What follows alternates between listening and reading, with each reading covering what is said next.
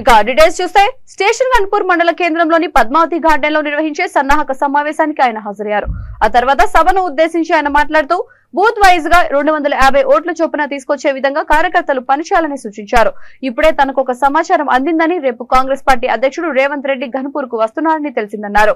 నేను రేవంత్ రెడ్డి ఇందరని అడుగుతున్నానని, మీరు మొన్న గెలిచిన కర్ణాటక రాష్ట్రంలో ఉప ముఖ్యమంత్రి డీకే శివకుమార్ తెలంగాణకు 5 గంటలకు కరెంట్ సరిపోతుందని అన్నారని కడియం ఎద్దేవా చేశారు. ఈ నెల 30న జరగబోయే ఎన్నికల్లో భాగంగా మన స్టేషన్ గన్పూర్ బీఆర్ఎస్ పార్టీ అభ్యర్థి పెద్దలు అభివృద్ధి ప్రదాత కడియం శ్రీహరి గారిని భారీ మెజార్టీతో గెలిపించాలని చెప్పేసి ఈ నెల 20న గౌరవ ముఖ్యమంత్రి వర్యులు బీఆర్ఎస్ పార్టీ వ్యవస్థాపకులు తెలంగాణ రాష్ట్ర సాధకులు మన నియోజకవర్గానికి విచ్చేస్తున్నటువంటి సందర్భంగా భారీ స్థాయిలో స్వచ్ఛందంగా మన బీఆర్ఎస్ పార్టీ కుటుంబ సభ్యులే కాకుండా యావత్ తెలంగాణలో ఉన్నటువంటి ప్రజలందరూ కూడా మెచ్చుకున్నటువంటి నాయకుడు మన కేసీఆర్ గారు. అదేవిధంగా మన గన్పూర్ నియోజకవర్గంలో ఉన్నటువంటి ప్రతి మూలకు ఉన్నటువంటి వ్యక్తి కూడా అందరూ కూడా కేసీఆర్ గారికి స్వాగతం కలిపి కేసీఆర్ గారికి మేము భరోసాగా ఉంటామని చెప్పి తెలియజేయడం కోసం, భారీ ఎత్తున జన సమీకరణ చేసుకోవడం కోసం ఈ రోజు మన స్టేషన్ గన్పూర్ మండలంలో సన్నాహక సమావేశం నిర్వహించడం జరుగుతుంది. ఇటు సమావేశానికి మన ముఖ్య అతిథిగా మన గౌరవనీయులు పెద్దలు గత 30 సంవత్సరాలుగా మన నియోజకవర్గాన్ని కంటికి రెప్పలా కాపాడుకుంటూ నియోజకవర్గ అభివృద్ధి కన్నా ధ్యేయంగా నియోజకవర్గ ప్రజల యొక్క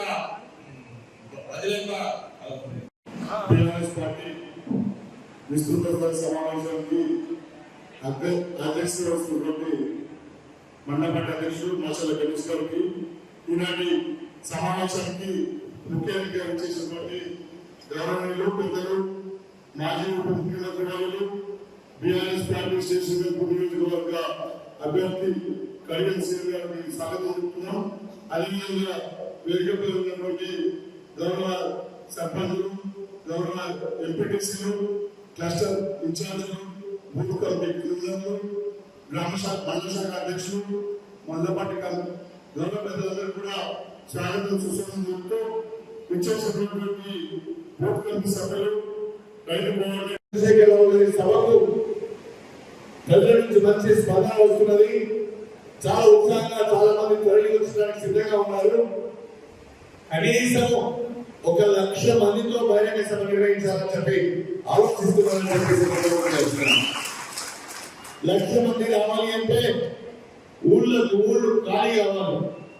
మహిళా సంఘాలు కానీ, యువజన సంఘాలు కానీ, లేదా కుల సంఘాలు కానీ ఎవరికి వారే పెద్ద సంఖ్యలో తరలి వచ్చే విధంగా ఇప్పటి నుండే మనం ప్రయత్నం చేయవలసిన అవసరం ఉన్నది. దానికి గాను ఏ బూత్ వారిగా, పోలింగ్ బూత్ వారిగా జన సమీకరణకు సంబంధించి మన ప్రణాళిక మనం ఉండవలసిన అవసరం ఉన్నది. బూత్ పరిధిలో ఉన్న ఒక 15-20 మంది ముఖ్య నాయకులు ఆ బూత్ పరిధి నుంచి 250 మందిని తీసుకురావాలంటే ఏ రకంగా తీసుకురావాలన్నది వారం రోజుల సమయం ఉన్నది కాబట్టి ఆలోచించాలని చెప్పి నేను ఈ సందర్భంగా మీ అందరినీ కూడా ప్రత్యేకంగా కోరుతున్నాను. 1,00,000 మంది రావాలి అంటే కనీసము ప్రతి బూత్ నుండి కూడా